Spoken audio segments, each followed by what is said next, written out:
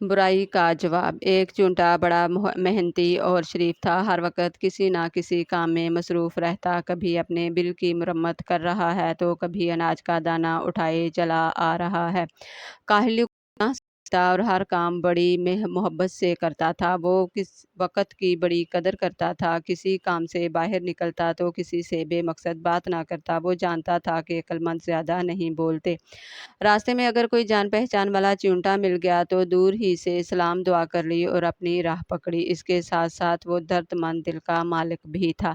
अगर राह में कोई मुसीबत ज़दा मिल जाता तो अपना काम छोड़कर इसकी मदद करता। वो अपने बड़ों की इज्जत करता और छोटों से शफकत से पेश आता था। इस चूंटे के बिल के करीब ही गंदे पानी का एक जोहड़ था। शरीर और गंदे बच्चे घंटों इस मैले कुचैले पानी में नहाते रहते थे। गंदे पानी में बहुत से जरासीम होते हैं जो उनकी खाल में चिपक कर फोड़े फिंसी पैदा कर देते हैं। इन बच्चों के अलावा बहुत सी भैंसें भी सारा दिन पानी में बैठी रहती थी।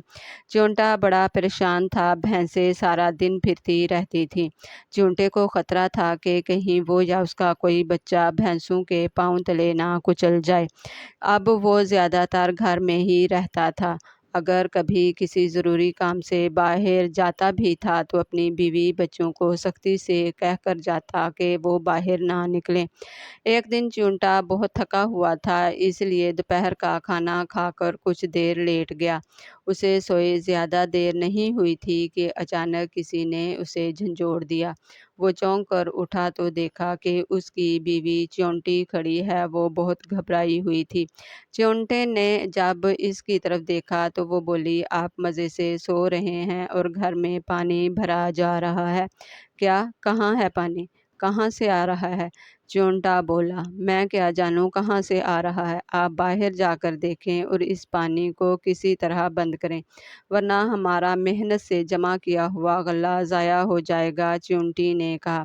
चूंटा फौरन बाहर की तरफ भागा। बाहर पहुंचा तो उसने देखा कि इसके बिल के बिल्कुल करीब जोहड़ में एक भैंस बैठी बार बार अपने दुम को पानी मार रही थी, जिससे पानी के छींटे उड़ उड़कर चिमटे के बिल में दाखिल हो रहे थे।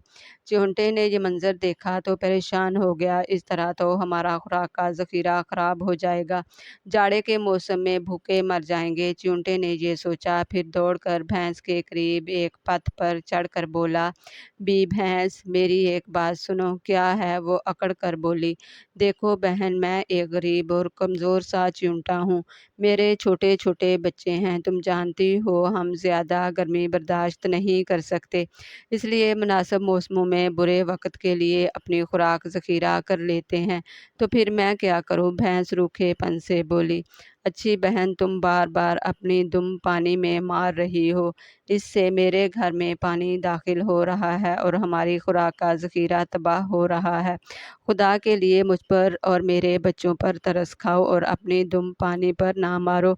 मैं तमाम ज़िंदगी तुम्हारा एहसानमंद रहूँगा। और वो बहुत बदअखलाक भैंस थी। इस पर इनकी बातों का कोई असर ना हुआ। वो बड़े ज़ोर से ज़िकराई और आंखें निकाल कर बोली, जा जा हकीर चिमटे, मैं अपनी मर्ज़ी की मालिक हूँ। जब तक चाहूँ दुम हिलाती रहूँ। तू मुझ पर हुक्म चलाने वाला कौन होता है? दफ़ा हो जाओ वरना कुचल कर रख दूँगी। चिमटे ने यह सुना तो उसकी आंखों में आंसू भर आए। वो समझ गया कि इस जालिम भैंस से मज़ीद कुछ कहना बेकार है। चनाचा वो सर झुकाकर लौट आया। घर में बहुत ज़्यादा पानी भर चुका था। खुराक का ज़ख़ीरा तबाह हो चुका था और चिमटे के बच्चे खौफ से चीखें मार रहे थे। उसने बड़ी मुश्किल से उन्हें पानी से निकाला और बाहर ले आया। फिर एक हसरत भरी नज़र अपने घर पर डाली और किसी अनजानी मंजिल की तरफ चल दिया। अब इसके पास ना खाने को खुराक थी, ना सर छुपाने का ठिकाना। वो सख्त परेशान था कि क्या करे और क्या ना करे। चलते चलते वो एक टीले के पीछे जा निकला। इस जगह चिमटे के बहुत से दोस्त रहते थे। उन्हें जब सारा हाल मालूम हुआ तो सब ने चिमटे से कहा, प्यारे भाई, आप हमारे मोहसिन हैं। آپ نے ہر برے وقت میں پر ہماری مدد کی ہے، اب قدرت نے ہمیں موقع دیا ہے ہم ان احسانوں کا بدلہ اتار سکیں۔ یہ کہہ کر بہت سے چیونٹے مل کر ایک مکان کی تعمیر میں لگ گئے۔ وہی کام جو چیونٹا اکیلا کئی دنوں میں مکمل کرتا اب گھنٹے بھر میں ہو گیا۔ اب سب نے چیونٹے کے لیے بڑا سا مکان بنا دیا۔ مکان کے بعد غذا کا مسئلہ حل کرنے کے لیے سب چیونٹے اپنے اپنے گھر سے تھوڑا تھوڑا اناج لے آئے۔ وہ غلے کا ایک بڑا ذخیرہ ڈھیر بن گیا۔ اس طرح چیونٹے کے پاس اب ایک آرام دہ گھر اور ڈھیر سا غلہ تھا۔ اس نے سب کا شکریہ ادا کیا۔ ایک دن چیونٹا کسی کام سے جوہڑ کی طرف جا رہا تھا۔ وہاں اس نے دیکھا کہ وہی بھینس پانی سے الگ کھڑی رو رہی ہے اور بار بار اپنے سر زمین پر پٹک رہی ہے جیسے وہ سخت تکلیف میں ہو۔ چیونٹے نے اس تکلیف میں دیکھا تو بڑا ترس آیا اور آگے بڑھا اور بھینس سے خیریت دریافت کی۔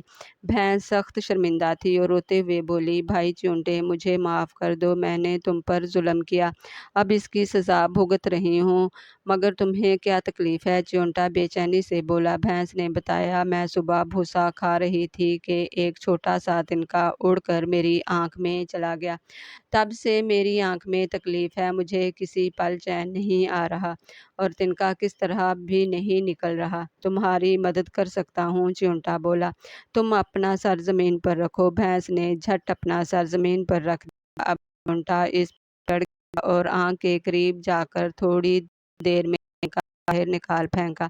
تنکا نکلتے ہی بھینس کو آرام سکون مل گیا اور احسان کے بوجھ تلے دب گئی اور اس نے شکریہ ادا کیا اور بولی، میں نے تم پر ظلم کیا لیکن پھر بھی تم نے مجھ پر احسان کیا، آخر کیوں؟ چیونٹا بولا، سنو بہن، تمہاری بدی کے جواب میں اگر میں بھی بدی کرتا تو میرے اور تمہارے درمیان کیا فرق رہ جاتا؟ اگر تمام لوگ بدی کا جواب بدی سے دینے لگیں گے تو دنیا سے نیکی بالکل ہی ختم ہو جائے گی۔ پھر اگر تمہیں اس خوشی کا احساس ہو جائے اور جو کسی کے ساتھ بھلائی کرنے سے ملتی ہے تو تمہیں خود ہی جواب مل جائے گا۔ یہ سن کر بھینس نے وعدہ کیا کہ اب وہ کسی کو نہیں ستائے گی اور سب کے ساتھ نیکی سے پیش آئے گی۔